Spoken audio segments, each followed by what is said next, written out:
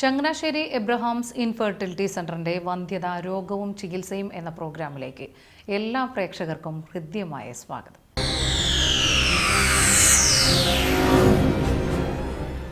പ്രശസ്ത laparoscopy സർജനും IV സ്പെഷ്യലിസ്റ്റും വന്ധ്യതാ ചികിത്സാ രംഗത്ത് നിരവധി പുരസ്കാരങ്ങൾക്ക് അർഹനുമായ ഡോക്ടർ സാം പി എബ്രഹാം വന്ധ്യതാ ചികിത്സയെക്കുറിച്ച് നമ്മോട് സംസാരിക്കുന്നു.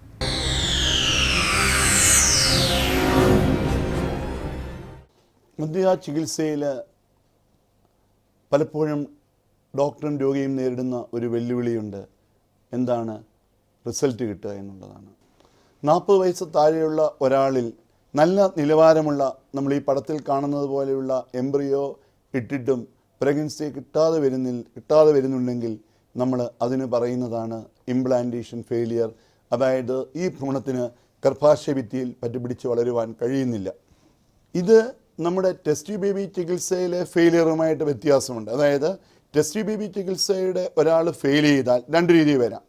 ഡോക്ടർ പറയുകയാണ്, ഞാൻ ഇത്രയും പ്രാവശ്യം ചെയ്തിട്ടും എനിക്ക് നല്ല ഒരു അണ്ഡം കിട്ടുന്നില്ല, താങ്കളുടെ അണ്ഡത്തിൻ്റെ നിലവാരം അല്ലെങ്കിൽ ഭർത്താവിൻ്റെ പുരുഷബീജത്തിൻ്റെ നിലവാരത്തിൽ നിന്നും എനിക്ക് ഏറ്റവും നല്ല ലാബ് കണ്ടീഷൻ ഉപയോഗിച്ചിട്ടും ഇതിനപ്പുറം നല്ല ഒരു ഭ്രൂണം ലഭിക്കുന്നില്ല.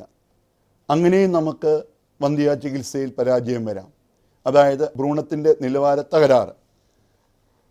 എന്നാൽ ഇംപ്ലാന്റേഷൻ ഫെയിലിയർ എന്ന് പറയുമ്പോൾ ഡോക്ടർ പറയുകയാണ്, ഞാൻ നല്ല എംബ്രിയോ ആയിട്ടിരിക്കുന്നത്, എനിക്ക് നല്ല സാധ്യത തോന്നുന്നുണ്ട്, പക്ഷേ അവിടെ വിജയം കിട്ടുന്നില്ല. ആയിട്ടും അത് രോഗികൾക്ക് വലിയൊരു പ്രശ്നമാണ്.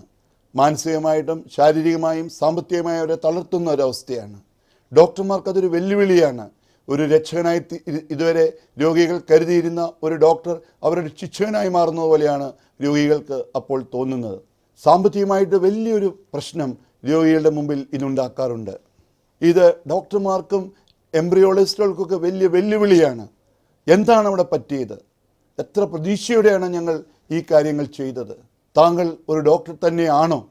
തീർച്ചയായിട്ടും ഈ ഒരു ചിന്താഗതി രോഗിയുടെ മനസ്സിൽ ഉണ്ടായാൽ പൂർണ്ണമായിട്ടും നമുക്ക് രോഗിയെ കുറ്റം പറയുവാൻ സാധിക്കുകയില്ല. പക്ഷേ ഡോക്ടറും അവരുടെ വിഷണ്ണനാണ്. വളരെ പ്രതീക്ഷയോടെയാണ് അവരുടെ കാര്യങ്ങളൊക്കെ ചെയ്തത്, പക്ഷേ വിജയം ലഭിക്കുന്നില്ല. എന്തൊക്കെയാണ് ഇവിടെ വരാവുന്ന പ്രശ്നങ്ങൾ? നമ്മൾ ഈ പടത്തിൽ കാണുന്നത് പോലെ ഈ ഭ്രൂണം പറ്റിപ്പിടിച്ച് വളരേണ്ട ഗർഭാശയ ആവരണത്തിൽ അതിൻ്റെതായ മാറ്റങ്ങൾ വരുന്നില്ലെങ്കിൽ ഇതുപോലെ പ്രശ്നം വരാം. ഭ്രൂണത്തിൻ്റെ ലെവലിലുള്ള തകരാറ് പ്രശ്നമാകാം. ഈ രണ്ട് പ്രശ്നങ്ങളും ചിലപ്പോൾ ഒരുമിച്ചുണ്ടാവാം. അതുപോലെ തന്നെയാണ് പ്രഗ്നൻസി കിട്ടി സന്തോഷമായിട്ട് സ്കാനിങ്ങിന് വന്നപ്പോഴാണ് അറിയുന്നത് കുഞ്ഞിന് നെഞ്ചിരിപ്പില്ല, അല്ലെങ്കിൽ കുഞ്ഞിന് നെഞ്ചിരിപ്പുണ്ടെന്ന് അറിഞ്ഞു, അടുത്ത സ്കാനിങ്ങിന് വരുമ്പോൾ നെഞ്ചിരിപ്പ് കിട്ടുന്നില്ല. എന്തൊക്കെയാണ് ഇവിടെ ഉണ്ടാകുന്ന പ്രശ്നങ്ങൾ? ഗർഭാശയ ആവരണവും മസിലും തമ്മിൽ ഇടകലർന്ന് കിടക്കുന്ന അഡിനോമൈസിസ്, നമ്മൾ ഈ പടത്തിൽ കാണുന്ന അഡിനോമൈസിസ് എന്ന അവസ്ഥ. കുഞ്ഞു കിടക്കുന്ന ക്യാവിറ്റിയിൽ മുഴകളോ തടിപ്പോ ഉണ്ടെങ്കിൽ ഈ അവസ്ഥ വരാം. അതിനാണ് നമ്മൾ സബ്മ്യൂക്കസ് ഫൈബ്രോയിഡ് അല്ലെങ്കിൽ പോളിപ്പ് എന്ന് പറയുന്നത്. കുഞ്ഞു കിടക്കുന്ന ഈ പടത്തിൽ കാണുന്നത് പോലെ കുഞ്ഞു കിടക്കുന്ന ആവരണത്തിൻ്റെ അവിടെ ഭിത്തികൾ തമ്മിൽ ഒട്ടിപ്പിടിച്ചിരിക്കുന്ന ഇൻട്രായൂട്രൈൻ അഡീഷൻസ് ഉണ്ടെങ്കിൽ ഈ അവസ്ഥ വരാം. ഗർഭാശയ ഭിത്തി ഈ പടത്തിൽ കാണുന്നത് പോലെ യൂട്രൈൻ സെപ്റ്റ ഉണ്ടെങ്കിലും ഈ അവസ്ഥ വരാം. ഗർഭാശയ ആവരണത്തിൽ ഭ്രൂണത്തെ പറ്റിപ്പിടിച്ച് വളർത്തുന്ന അഡിസീവ് മോളിക്യൂളുടെ പ്രവർത്തനം ശരിയാകാതെ വന്നാൽ ഈ അവസ്ഥ വരാം. എല്ലാ സ്കാനിങ്ങിലും നമുക്കത് വ്യക്തമായിട്ട് മനസ്സിലാക്കാൻ സാധിക്കണമെന്നില്ല. അതായത് ഇമ്മ്യൂണോളജിക്കൽ ഘടകങ്ങൾ, അതായത് ഭ്രൂണത്തിനകത്ത് ഭർത്താവിൻ്റെ ജീനുകളുണ്ട്. ആ ഭർത്താവിൻ്റെ ജീനുകൾ ഭാര്യയുടെ ജീനുകളെ സംബന്ധിച്ചിടത്തോളം അതൊരു ഫോറിൻ പ്രോട്ടീനാണ്. ബോഡിയെ സംബന്ധിച്ചിടത്തോളം ഒരു ഫോറിൻ പ്രോട്ടീനാണ്. ശത്രു വന്നാൽ പാകിസ്ഥാൻകാരൻ ഒരാൾ ഇന്ത്യയിലേക്ക് നുഴഞ്ഞു കയറിയെന്നറിഞ്ഞാൽ അവനെ തുരുത്തുവാനാണ് ഇന്ത്യൻ സൈന്യം ശ്രമിക്കുന്നത്. അതുപോലെ തന്നെ ഫോറിൻ പ്രോട്ടീൻ ഒരാളുടെ ശരീരത്തിൽ കടന്നാൽ അതിനെ തുരുത്തുവാനുള്ള ശ്രമം ചിലപ്പോൾ ബോഡി അമിതമായി ചെയ്തു എന്ന് വരാം. അതും ഇത്തരത്തിലുള്ള പ്രശ്നങ്ങൾക്ക് കാരണമാവാം. ക്രോമസോം വൈകല്യങ്ങൾ ഇതിനൊരു കാരണമാണ്. ചിലപ്പോൾ ക്രോമസോം നോർമൽ ആണെങ്കിലും ജീനുകളുടെ തകരാറുകൾ മൂലം ഈ അവസ്ഥ വരാം. അണ്ഡത്തിൻ്റെ നിലവാരത്തിലുള്ള പ്രശ്നം, പുരുഷ ബീജത്തിൻ്റെ നിലവാരത്തിലുള്ള പ്രശ്നം, നമ്മൾ ഭ്രൂണം ഗർഭാശയത്തിലേക്ക് ട്രാൻസ്ഫർ ചെയ്യുമ്പോൾ ഉണ്ടാകുന്ന ഈ പടത്തിൽ കാണുന്ന പോലെ എംബ്രിയോ ട്രാൻസ്ഫറിൻ്റെ ലെവലിലുണ്ടാകുന്ന പ്രശ്നങ്ങൾ ഇതിനൊരു കാരണമാവാം. അണ്ഡോ ബീജവും തമ്മിൽ നമുക്കറിയാം യോജിക്കുന്നത് ട്യൂബിലാണ്. ഈ ട്യൂബിന് വീക്കം ഉണ്ടെങ്കിൽ ഹൈഡ്രോസാൽഫിങ്സ് എന്ന അവസ്ഥയിൽ ഈ പ്രശ്നം വരാം. നമ്മൾ ഈ പടത്തിൽ കാണുന്നതാണ് ഹൈഡ്രോസാൽഫിങ്സ്. അവിടെ വരുന്നത് ഈ ട്യൂബിനുള്ളിൽ വെള്ളം കെട്ടിക്കിടപ്പുണ്ട്. ആ അഴുക്ക് വെള്ളം ഗർഭാശയ ആവരണത്തിലേക്ക് പടർന്നാൽ ഭ്രൂണത്തിന് അവിടെ പറ്റിപ്പിടിച്ച് വളരുന്നതിന് തടസ്സമുണ്ടാവാം. ഇവിടെ നമുക്ക് എന്തൊക്കെ ചെയ്യാൻ പറ്റും? വളരെ വിശദമായിട്ടുള്ള 3D അൾട്രാസൗണ്ട്, MRI, എന്തെങ്കിലും ഗർഭാശയ ആവരണത്തിനെ സംബന്ധിച്ചുള്ള വൈകല്യങ്ങൾ ഉണ്ടോ എന്നറിയുവാൻ. നമ്മൾ ഈ പടത്തിൽ കാണുന്നത് പോലെ യൂട്രസിനുള്ളിലേക്ക് ട്യൂബ് കടത്തി നോക്കുന്ന ഹിസ്റ്റോസ്കോപ്പി എന്ന പരിശോധന സഹായകരമാവും. ഹോർമോണുകളെ പറ്റിയുള്ള വളരെ വിശദമായിട്ടുള്ള പഠനങ്ങൾ ആവശ്യമാണ്. പലപ്പോഴും രോഗികൾ ചോദിക്കാറുണ്ട്, ഡോക്ടർ ഇത്രയും വിശദമായിട്ടുള്ള ഹോർമോൺ പരിശോധനകളുടെ ആവശ്യമുണ്ടോ എന്ന്. ഭർത്താവിൻ്റെ കോശങ്ങൾക്കെതിരെ പ്രതികരിക്കുന്ന ഘടകങ്ങൾ ഉണ്ടോ എന്നറിയാനുള്ള ബ്ലഡ് ടെസ്റ്റുകൾ ഇവ ആവശ്യമാണ്. ഓവറിയുടെ പ്രവർത്തനക്ഷമത അറിയുവാനായിട്ടുള്ള സ്കാൻ പരിശോധന, AMH എന്ന പരിശോധന, അണ്ടോൽപാദനത്തെ നിയന്ത്രിക്കുന്ന FSH, LH എന്ന ഹോർമോണിൻ്റെ അളവിലുള്ള പരിശോധനകൾ ഒരു പരിധിവരെ ഈ അവസ്ഥ കണ്ടുപിടിക്കുവാൻ സഹായിക്കും. ബീജാണുക്കളുടെ DNA ഘടകത്തിലുള്ള ഡാമേജിനെ പറ്റിയുള്ള പഠനങ്ങൾ ആവശ്യമാണ്. DNA ആണ് ജനിതകമായിട്ട് നമ്മൾ അടുത്ത തലമുറയ്ക്ക് കൈമാറുന്നത്. DNA ഘടകത്തിന് ഡാമേജ് കൂടിയാൽ ഇത്തരത്തിലുള്ള പ്രശ്നങ്ങൾക്കുള്ള സാധ്യത കൂടും. ക്രോമോസോമുകളുടെ ഘടനയിലുള്ള വൈകല്യങ്ങൾ, ക്രോമോസോമിൻ്റെ ഏതെങ്കിലും ഭാഗം മുറിഞ്ഞു മാറുക, അവയൊക്കെ ഈ ഒരു പ്രശ്നത്തിന് കാരണമാണ്. നമ്മുടെ ജീവിത രീതി ക്രമീകരിക്കുക, പുകവലി, ലഹരി, അമിതമായിട്ടുള്ള തൂക്കമുണ്ടെങ്കിൽ അവ കുറയ്ക്കുകയൊക്കെ ഒരു പരിധിവരെ ഈ പ്രശ്നം ഇല്ലാതാക്കുവാൻ നമ്മളെ സഹായിക്കും. നമ്മൾ ട്യൂബിന് വീക്കം വന്നിട്ടുണ്ടെങ്കിൽ ആ ട്യൂബ്, ഡാമേജായിട്ടുള്ള ട്യൂബ് റിമൂവ് ചെയ്യുന്നത് നമ്മളെ സഹായിക്കും. എൻഡോമെട്രിയോസിസ് എന്ന അവസ്ഥയുള്ളവരിൽ ഈ സാഹചര്യം കൂടുതലായിട്ട് കാണപ്പെടാറുണ്ട്. നമ്മൾ ഈ എൻഡോമെട്രിയോസിൻ്റെ പ്രവർത്തനം കുറയ്ക്കാൻ ഉപയോഗിക്കുന്ന ഇഞ്ചക്ഷനുകൾ, ഗുളികകളൊക്കെ ഈ അവസ്ഥയിൽ നിന്ന് കരകയറുവാൻ ചിലപ്പോൾ നമ്മളെ സഹായിച്ചേക്കാം. ഓവറിയുടെ പ്രവർത്തനക്ഷമത അറിഞ്ഞു വേണം എൻഡോമെട്രിയോസ് ഉള്ളവരിൽ നമ്മൾ ഓവറിയുടെ പ്രവർത്തനം ത്വരിതപ്പെടുത്തുവാനായിട്ടുള്ള ഇഞ്ചക്ഷനുകൾ നൽകുവാൻ. എംബ്രിയോസ്കോപ്പ് എന്ന ഉപകരണം വെച്ച് നമ്മൾ ഈ പടത്തിൽ കാണുന്നത് പോലെ നമുക്ക് ഭ്രൂണത്തിൻ്റെ വിഭജനം എങ്ങനെയാണ്, ആ വിഭജനം ശരിയായ തോതിലാണോ എന്നറിയുവാനായിട്ടുള്ള സംവിധാനങ്ങൾ ഇന്നുണ്ട്. എംബ്രിയോസ്കോപ്പ് ഈ രംഗത്ത് സഹായകരമാണ്. ഈ അണ്ടത്തിനുള്ളിലെ ഫ്ലൂയിഡ് എടുത്ത് നമ്മൾ പരിശോധിക്കുന്നത് അതിൻ്റെ നിലവാരം അറിയുവാൻ നമ്മളെ സഹായിക്കും. മെറ്റബോളോമിക് അനാലിസിസ് എന്നാണ് അതിന് പറയുന്നത്. എന്നാൽ ചില കേസുകളിൽ റിപ്പീറ്റഡായിട്ടുള്ള പ്രശ്നങ്ങൾ ഉണ്ടാകുകയാണെങ്കിൽ അവർ ചിലപ്പോൾ വേറെ അണ്ടം അല്ലെങ്കിൽ ബീജം സ്വീകരിക്കേണ്ടതായിട്ട് വരാം. തീർച്ചയായിട്ടും ഇത്തരത്തിലുള്ള റിക്കറൻറ്റ് ഇംപ്ലാന്റേഷൻ ഫെയിലിയർ ചികിത്സിക്കുന്ന ഡോക്ടർമാരെ സംബന്ധിച്ചിടത്തോളം, രോഗിയെ സംബന്ധിച്ചിടത്തോളം ഒരു വെല്ലുവിളി തന്നെയാണ്. ക്രോമോസോമൽ വൈകല്യങ്ങൾ, അണ്ടത്തിൻ്റെ നിലവാരം കുറവ്, ഭ്രൂണത്തിൻ്റെ നിലവാരം കുറവ്, അല്ലെങ്കിൽ ഗർഭാശയ ആവരണത്തിൻ്റെ നിലവിലുള്ള തകരാറുകളൊക്കെ ഇതിന് കാരണമാണ്. ഇപ്പോൾ അവൈലബിൾ ആയിട്ടുള്ള എംബ്രിയോസ്കോപ്പ്, ഇവയുടെയൊക്കെ സഹായത്തോടെ ഭ്രൂണത്തിൻ്റെ നിലവാരത്തെപ്പറ്റി അറിയുവാനായിട്ട് നമുക്ക് കഴിയും. ഈ ആധുനിക സജ്ജീകരണങ്ങൾ ഉണ്ടെങ്കിലും ഇംപ്ലാന്റേഷൻ ഫെയിലിയർ വന്ധ്യ ചികിത്സയിൽ ഡോക്ടർമാർക്ക് ഒരു വെല്ലുവിളി തന്നെയാണ്.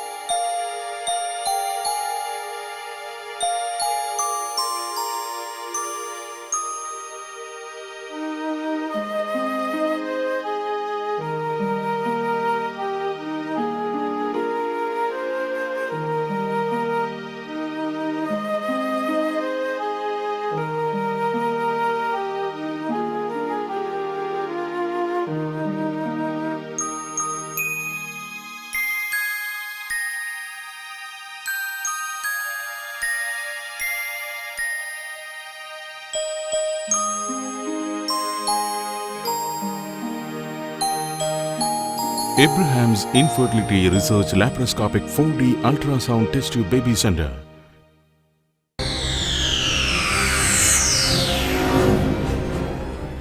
വന്ധ്യത രോഗവും ചികിത്സയും എന്ന പ്രോഗ്രാമിലൂടെ നിരവധി സംശയങ്ങൾ ചോദിച്ചുകൊണ്ട് ഒട്ടനവധി കത്തുകളാണ് ഞങ്ങൾക്ക് കിട്ടിക്കൊണ്ടിരിക്കുന്നത്.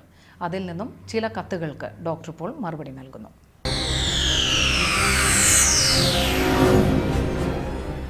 ഡോക്ടർ, 30 വയസ്സുള്ള യുവാവാണ് ഞാൻ. എൻ്റെ പ്രശ്നം അമിതമായ സ്വയംഭോഗമാണ്. ആഴ്ചയിൽ 3-4 പ്രാവശ്യമെങ്കിലും ഇത് തുടരാറുണ്ട്. ഇതുകൊണ്ട് എന്തെങ്കിലും കുഴപ്പമുണ്ടാകുമോ ഭാവിയിൽ? ലൈംഗിക കാര്യങ്ങൾ സംസാരിക്കുമ്പോൾ ലിംഗത്തിൻ്റെ അഗ്രഭാഗത്ത് കൊഴുപ്പ് പോലെ വരും. എൻ്റെ വിവാഹം കഴിഞ്ഞിട്ടില്ല. എൻ്റെ കയ്യിന് ചില സമയത്ത് ഭയങ്കര വിറയൽ ഉണ്ടാകുന്നു. എൻ്റെ ലിംഗത്തിന് ഏതാണ്ട് 2 ഇഞ്ച് വലിപ്പമേ ഉള്ളൂ. ഇതിന് എന്തെങ്കിലും കുഴപ്പം വല്ലതുമാണോ? ഞാൻ മെലിഞ്ഞ ശരീരപ്രകൃതമുള്ള ആളാണ്. ജയപ്രകാശ്, ശാസ്താംകോട്ട. ലൈംഗിക ഉത്തേജന സമയത്ത് ലിംഗാഗ്രത്തിൽ ഇതുപോലെയുള്ള സ്രവം കാണുന്നത് നോർമലാണ്. അതേപറ്റി ഭയപ്പെടേണ്ട. കയ്യിലെ വിറയൽ ഉത്കണ്ഠ മൂലമാകാം, തൈറോയ്ഡ് പ്രവർത്തന വൈകല്യം മൂലമാകാം. താങ്കൾ ഏതായാലും ഹോർമോൺ പരിശോധനകളും ഞരമ്പിൻ്റെ ഡോക്ടറെ, ന്യൂറോളജിസ്റ്റിനെ കാണുകയും ചെയ്യേണ്ടതാണ്. പ്രത്യേകം മനസ്സിലാക്കണം, ഒരു ഭാര്യയുമായി ലൈംഗിക ബന്ധത്തിൽ ഏർപ്പെടുമ്പോൾ ലൈംഗിക ഉത്തേജനമുണ്ടാവും. ഡോപ്പമിൻ കൂടുതലായിട്ട് ഉൽപ്പാദിപ്പിക്കപ്പെടും. അത് മാനസികവും ശാരീരികവുമായിട്ടുള്ള മാറ്റങ്ങൾ ഉണ്ടാക്കും. സ്വയംഭോഗം ചെയ്യുന്നത് പോലെയല്ല. താങ്കൾക്കറിയാം, ഒരു പെൺകുട്ടി താങ്കളെ കണ്ട് നല്ല രീതിയിൽ ഇടപെടുകയാണെങ്കിൽ തീർച്ചയായിട്ടും അവിടെ ഒരു അട്രാക്ഷൻ അവിടെ ഉണ്ടാവുകയാണ്. അവിടെ ഡോപ്പമീൻ ഉൽപ്പാദിപ്പിക്കപ്പെടും. ആ പെൺകുട്ടിയുമായിട്ട് സംസാരിക്കുവാനും ഇടപെടുവാനുമായിട്ടുള്ള താല്പര്യം ക്രമേണ കൂടും. മാനസികവും ശാരീരികവുമായിട്ടുള്ള ഒരു പൊരുത്തം അവിടെ ഉണ്ടാകും. അങ്ങനെ ആ ഒരു കെമിക്കൽ റിയാക്ഷനിലൂടെ ശരീരത്തിലുണ്ടാകുന്ന മാറ്റം മൂലം കൂടുതലായിട്ട് ശാരീരിക അവയവങ്ങൾ അതിനുവേണ്ടി തയ്യാറെടുക്കും. സ്വയംഭോഗം ചെയ്യുന്ന പോലെയല്ല. സ്വയംഭോഗം എന്നുള്ളത് നമ്മുടെ ഉപബോധ മനസ്സിലേക്ക് നമ്മൾ ചിന്തകൾ കടത്തി ബോധ മനസ്സിനെ നമ്മൾ ആ ഒരു ലെവലിലേക്ക് കൊണ്ടുവരാനുള്ള ശ്രമമാണ്. എന്നാൽ സ്ത്രീയുമായിട്ടുള്ള വീഴ്ചയിൽ ബോധ മനസ്സിൽ നിന്ന് ഡയറക്റ്റായിട്ടുള്ള ഇമ്പൾസ്, കാര്യം നമ്മുടെ പഞ്ചേന്ദ്രിയങ്ങൾക്ക് ആ ഇമ്പൾസ് കിട്ടി അതിൽ മൂലമുണ്ടാകുന്ന ശാരീരിക റിയാക്ഷൻ നമ്മൾ ഒരു ഉപബോധ മനസ്സിലേക്ക് കാര്യങ്ങൾ കടത്തിവിട്ട് ചെയ്യുന്നതിനേക്കാളും വളരെ ക്വിക്കായിരിക്കും, കൂടുതൽ ഫലപ്രദമായിരിക്കും.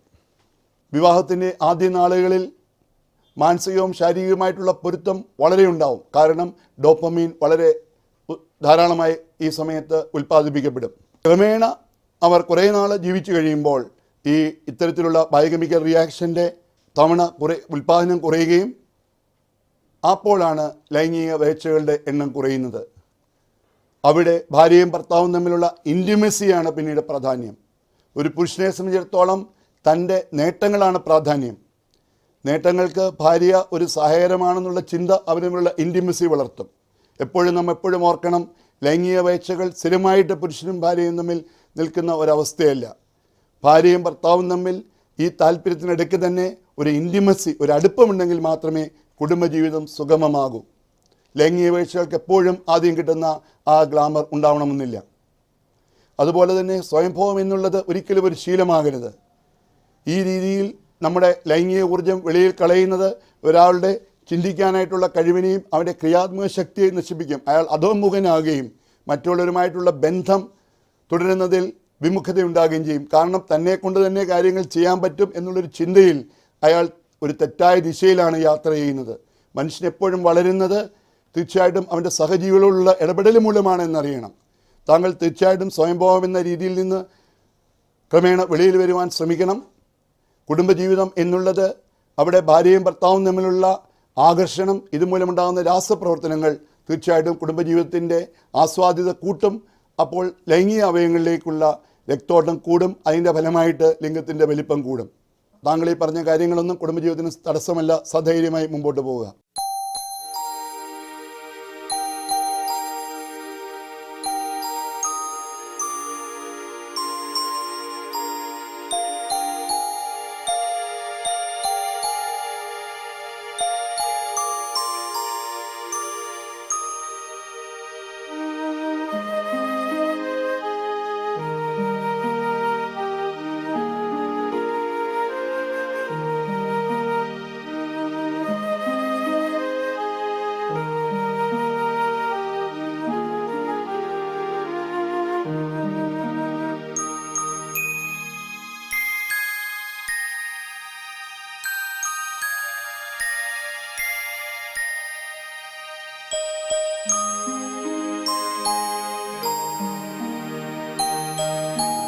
Abraham's Infertility Research Laparoscopic 4D Ultrasound Test Tube Baby Center.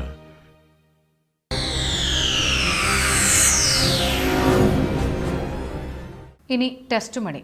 Doctor Sampy എബ്രഹാമിൻ്റെ വന്ധ്യതാ ചികിത്സയിലൂടെ കുട്ടികളുണ്ടായ ദമ്പതികൾ അവരുടെ കുഞ്ഞുങ്ങളെ മാറോടടുക്കി പിടിച്ച് അവരുടെ അനുഭവം നമ്മോട് പങ്കുവയ്ക്കുന്നു.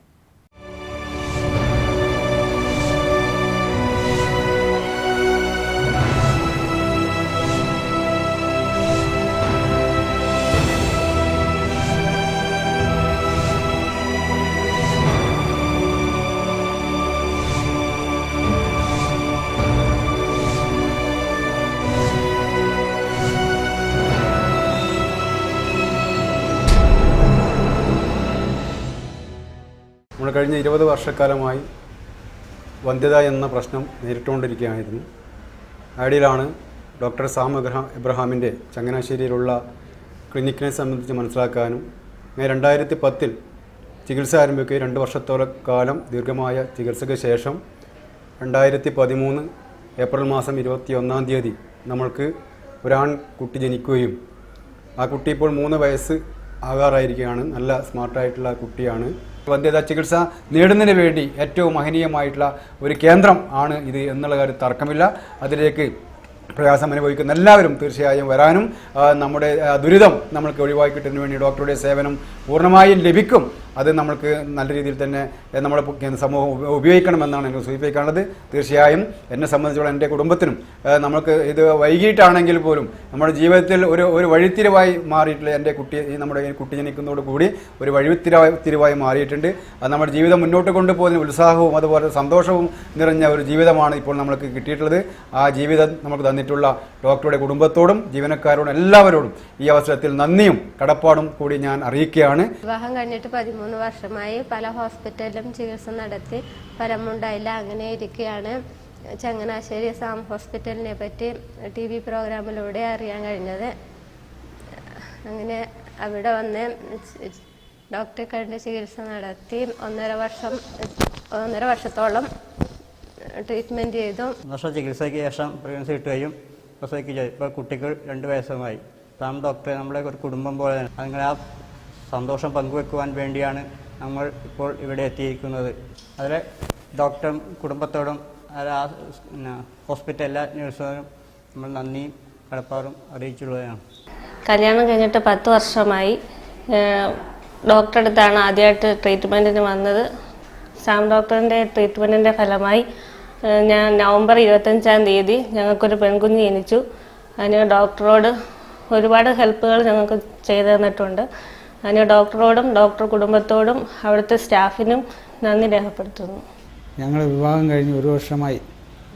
പിള്ളേരൊന്നും ഇല്ലാതെ വന്നപ്പോൾ ഞങ്ങൾ പല ആശുപത്രികളിലും കയറിയിറങ്ങി ട്രീറ്റ്മെൻറ്റ് ചെയ്യുകയും അതിലൊന്നും ഫലമില്ലാതെ വന്നപ്പോൾ ഞങ്ങൾ TV പ്രോഗ്രാമിലൂടെ സാം ഡോക്ടറിൻ്റെ പ്രോഗ്രാം കാണുകയും ഞങ്ങൾ സാം ഡോക്ടറിൻ്റെ ഹോസ്പിറ്റലിൽ വന്ന് സാം ഡോക്ടറെ കാണുകയും സാം ഡോക്ടറെ കണ്ടപ്പോൾ തന്നെ ഞങ്ങൾക്ക് സാം ഡോക്ടർ നല്ലൊരു പ്രതീക്ഷ തരികയും ഉടൻ തന്നെ ലാപ്രോസ്കോപ്പി ഓപ്പറേഷൻ ചെയ്യണമെന്ന് ഞങ്ങളെ അറിയിക്കുകയും ഞങ്ങൾ സാം ഡോക്ടറുടെ പറഞ്ഞ പ്രകാരം ഓപ്പറേഷൻ ചെയ്യുകയും ചെയ്തപ്പോൾ ഡോക്ടർ 6 മാസത്തിനുള്ളിൽ കുഞ്ഞിനെ പ്രസവിക്കാൻ കഴിയുമെന്ന് ഡോക്ടർ ഉറപ്പ് തരികയും അങ്ങനെ ഞങ്ങൾക്ക് ഒരു കുഞ്ഞ് ലഭിക്കുകയുണ്ടായി.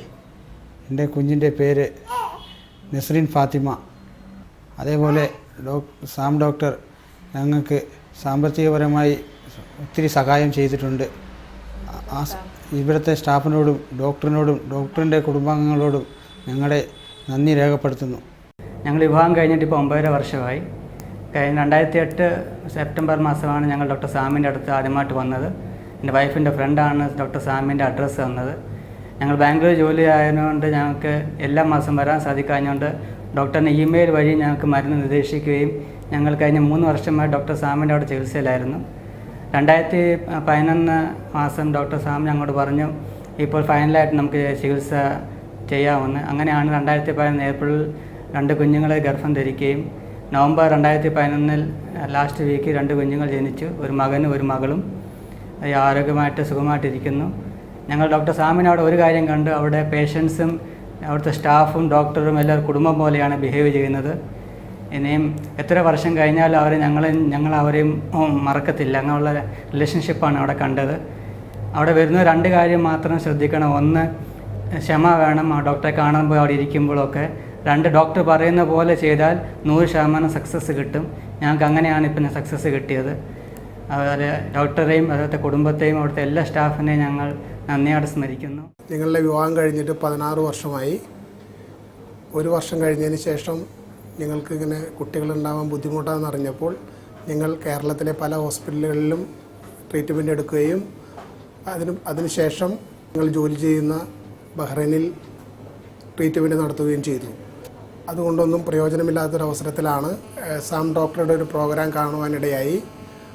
അതുമായി ഞങ്ങൾ അതിൽ ബന്ധപ്പെടാനുള്ള നമ്പർ കിട്ടിയപ്പോൾ ഞങ്ങൾ ഡോക്ടറുമായി ടെലിഫോണിൽ ബന്ധപ്പെടുകയും അതിൻ്റെ അടിസ്ഥാനത്തിൽ ഞങ്ങൾ നാട്ടിൽ വന്ന് ഡോക്ടറുമായി നേരിട്ട് സംസാരിക്കുകയും ചെയ്തു. ഞങ്ങളുടെ അവസ്ഥ ഡോക്ടറുമായി പങ്കുവയ്ക്കുകയും ഡോക്ടറാൽ കഴിയുന്ന സഹായം ഞങ്ങൾക്ക് ചെയ്യാമെന്ന് ഡോക്ടർ വാഗ്ദാനം ചെയ്യുകയും ചെയ്തു. അതിൻ്റെ അടിസ്ഥാനത്തിൽ പലതരത്തിലുള്ള ആനുകൂല്യങ്ങളും ഞങ്ങൾക്ക് ഇവിടെ നിന്ന് ലഭിക്കുകയുണ്ടായി. അതെല്ലാം അതിനോടുള്ള നന്ദിയും സ്നേഹവും ഞങ്ങൾ ഈ ഹോസ്പിറ്റലിനോടും സാം ഡോക്ടറോടും എന്നും കടപ്പെട്ടവരായിരിക്കുമെന്നാണ് ഞങ്ങൾക്ക് ഈ അവസരത്തിൽ പറയുവാനുള്ളത്.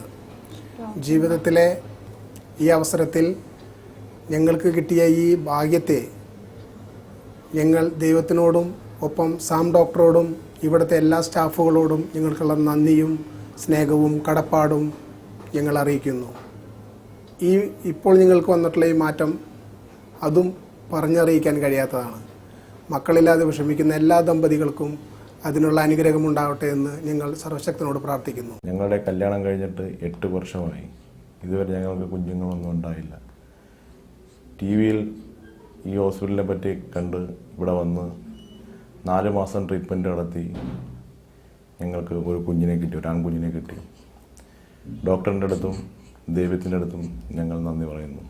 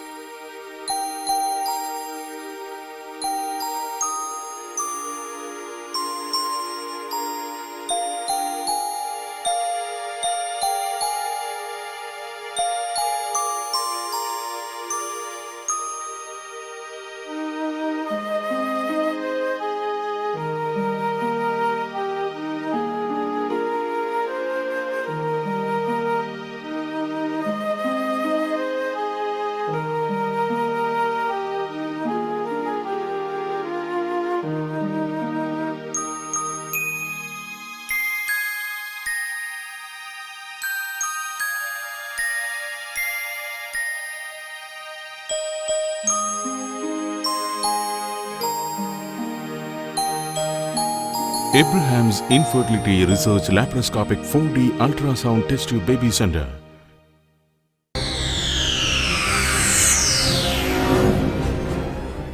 ഉയർന്ന ലക്ഷ്യബോധമുള്ളവർക്ക് ലക്ഷ്യം മാത്രമേ അവർക്ക് കാണുവാൻ കഴിയുകയുള്ളൂ. പഞ്ചപാണ്ഡവന്മാരിൽ അർജുനൻ്റെ മഹത്വം അതുതന്നെയായിരുന്നു. അദ്ദേഹത്തിന് ലക്ഷ്യബോധം മറ്റുള്ളവരെക്കാൾ കൂടുതലായിരുന്നു. ദ്രോണാചാര്യർ തൻ്റെ ശിഷ്യന്മാരായ കൗരവർക്കും പാണ്ഡവന്മാർക്കും നടത്തിയ പരീക്ഷ വളരെ പ്രസിദ്ധമാണ്. വൃക്ഷക്കൊമ്പിൽ അദ്ദേഹം മരം കൊണ്ടുണ്ടാക്കിയ ഒരു പക്ഷിയെ തൂക്കിയിട്ടിരുന്നു. ആ പക്ഷിയുടെ കണ്ണിൽ അമ്പെയ്ത് കൊള്ളിക്കുക എന്നുള്ളതായിരുന്നു പരീക്ഷ. ദ്രോണാചാര്യർ വില്ലി കുലയ്ക്കുമ്പോൾ ഓരോരുത്തരോട് ചോദിക്കും, നീ എന്താണ് കാണുന്നത്? അവർ പറയും, ഞാൻ ജനക്കൂട്ടത്തെ കാണുന്നുണ്ട്, പക്ഷിയെ കാണുന്നുണ്ട്, വൃക്ഷത്തെ കാണുന്നുണ്ട്. പക്ഷെ അർജുനോട് ചോദിച്ചു, നീ എന്ത് കാണുന്നു? അർജുനൻ പറഞ്ഞു, ഗുരു, എനിക്ക് ആ പക്ഷിയെ പോലും കാണാൻ പറ്റുന്നില്ല, എനിക്ക് ആ പക്ഷിയുടെ കണ്ണ് മാത്രമേ കാണുവാൻ പറ്റുന്നുള്ളൂ എന്ന്. ഏകാഗ്രതയും ലക്ഷ്യം നേടുവാനുള്ള ഇച്ഛാശക്തിയുമാണ് അർജുനനാക്കി തീർത്തത്. ഈ ലക്ഷ്യബോധം നിങ്ങൾക്കുണ്ടാവണം. വന്ധ്യാ ചികിത്സയിൽ അനുഭവിക്കുന്ന നിങ്ങൾ കാണേണ്ടത് ഒരു കുഞ്ഞിനെയാണ്. കുഞ്ഞും താങ്കളും ഭാര്യയുമായി ഒരുമിച്ച് സന്തോഷിക്കുന്ന ഒരു ചിത്രം എപ്പോഴും മനസ്സിലുണ്ടാവണം. ആ വീട്ടിലൂടെ കുഞ്ഞ് കളിക്കുന്ന ആ ഒരു അനുഭവം മനസ്സിൽ കൊണ്ടുവരാൻ ശ്രമിക്കുക. കുഞ്ഞും താങ്കളും ഭാര്യയുമായി കഴിയുന്ന ആ നിമിഷങ്ങളോർത്ത് മനസ്സിനെ ഉല്ലസിപ്പിക്കുക. കുഞ്ഞിനെ മാത്രം നിങ്ങൾ ലക്ഷ്യം കാണുക. കുഞ്ഞുമായിട്ട് ചിലവഴിക്കുന്ന നല്ല മണിക്കൂറുകളെ സ്വപ്നം കാണുമ്പോൾ ഇന്നല്ലെങ്കിൽ നാളെ നിങ്ങൾക്ക് ലഭിക്കും. അവിടെ നിങ്ങളെ കുറ്റപ്പെടുത്തുന്ന വീട്ടുകാരെയും നിങ്ങളെ പരിഹസിക്കുന്ന കൂട്ടുകാരെയും അല്ല നിങ്ങൾ കാണേണ്ടത്. കൗരവന്മാർ കണ്ടത് വൃക്ഷത്തിൽ തൂങ്ങിക്കിടക്കുന്ന പക്ഷിയെ മാത്രമല്ല, അവർ വൃക്ഷത്തെ കണ്ടു, അവിടെയുള്ള ജനങ്ങളെ കണ്ടു. എന്നാൽ അർജുനൻ ഒരേ ഒരു കാര്യം മാത്രമേ കണ്ടുള്ളൂ. അദ്ദേഹം കണ്ടത് ആ പക്ഷിയുടെ കണ്ണുകളാണ്. അതാണ് അദ്ദേഹത്തെ ചരിത്രപുരുഷനാക്കി മാറ്റിയത്. വന്ധ്യാ ചികിത്സ എടുക്കുന്ന നിങ്ങൾക്കും ഈ അറിവ് പ്രാധാന്യമുള്ളതാണ്. നിങ്ങൾ കാണേണ്ട സ്വപ്നത്തിൽ നിങ്ങളുടെ കുഞ്ഞുണ്ടാവണം.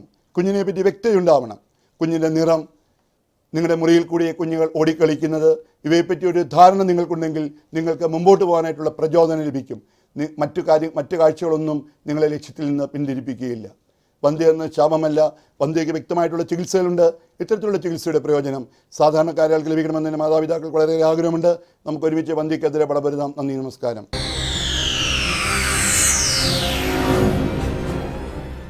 വന്ധ്യത, രോഗവും ചികിത്സയും എന്ന പ്രോഗ്രാമിൻ്റെ ഈ എപ്പിസോഡും ഇവിടെ പൂർണ്ണമാവുകയാണ്. വന്ധ്യതയെക്കുറിച്ചുള്ള പുതിയ വിഷയങ്ങളുമായി അടുത്ത ആഴ്ച വീണ്ടും കാണാം. ഈ പ്രോഗ്രാമിനെക്കുറിച്ചുള്ള നിങ്ങളുടെ വിലയേറിയ നിർദ്ദേശങ്ങളും അഭിപ്രായങ്ങളും കത്തുകളും സംശയങ്ങളും ഞങ്ങൾക്ക് എഴുതുക. ഞങ്ങളുടെ വിലാസം: Abraham's advanced infertility research centre, 3D laparoscopic 4D ultrasound colposcopy, ICSI with sexual research and health care unit, near bishop palace, Adakkad chambers, Changanassery. Phone 04812410 356. Mobile 9744939925.